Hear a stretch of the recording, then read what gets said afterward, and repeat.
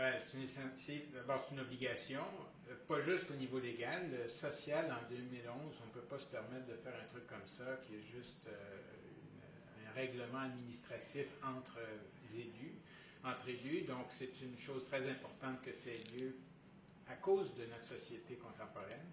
Deuxièmement, c'est très important au niveau de la pédagogie. On sait que peu de gens ont une compréhension des enjeux métropolitains et cette consultation n'est pas juste une occasion de s'exprimer, c'est aussi une occasion d'apprendre les points de vue de différentes organisations, personnes, expériences multiples sur le territoire métropolitain et c'est excellent à ce chapitre-là. Donc, ça risque de faire une meilleure terre à l'intérieur de laquelle le plan métropolitain pourra être réalisé avec intelligence.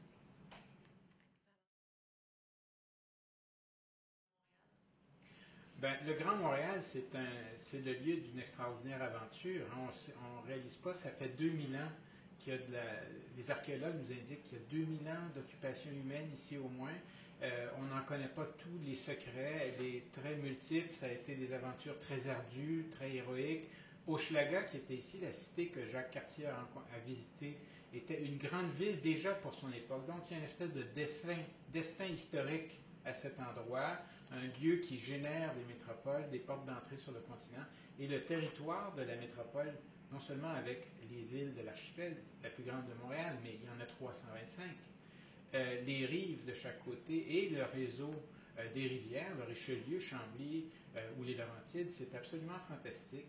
Et c'est une histoire, une géographie merveilleuse, mais tellement peu célébrée.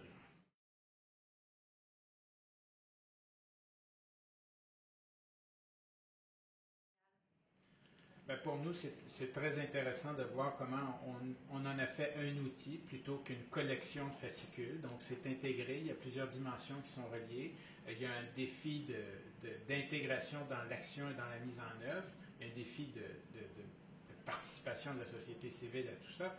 Mais en soi, le fait que autant d'ingrédients étaient ramassés dans ça, ça en fait un plat fort intéressant. La place du patrimoine, les paysages sont là. Ce ne sont pas juste que des constats, il y a également des propositions. Donc c'est un plan vraiment de développement et d'aménagement vers l'avenir, pas juste de gestion du quotidien.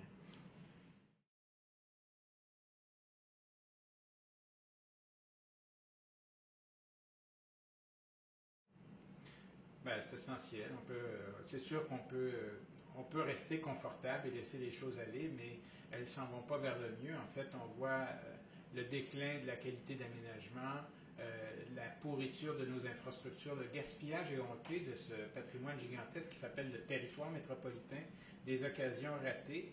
Et finalement, on s'insère de plus en plus dans une espèce de confort qui ne nous fait pas grandir. On n'est pas exigeant envers nous-mêmes. C'est comme ça qu'on devient excellent.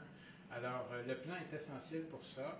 Et il ne faudra pas en faire un autre document aux archives. Il faut vraiment trouver une façon de le faire réussir, d'intégrer les recommandations que la consultation amène. Et pour nous, ça va passer obligatoirement par la mise en place d'une instance qui guide, qui accompagne la CMM et ses élus pour mettre en œuvre une instance qui réunisse la société civile. Parce que les gens de la métropole, ils doivent, comme citoyens, comme institutions, comme associations, doivent aussi participer à ce processus.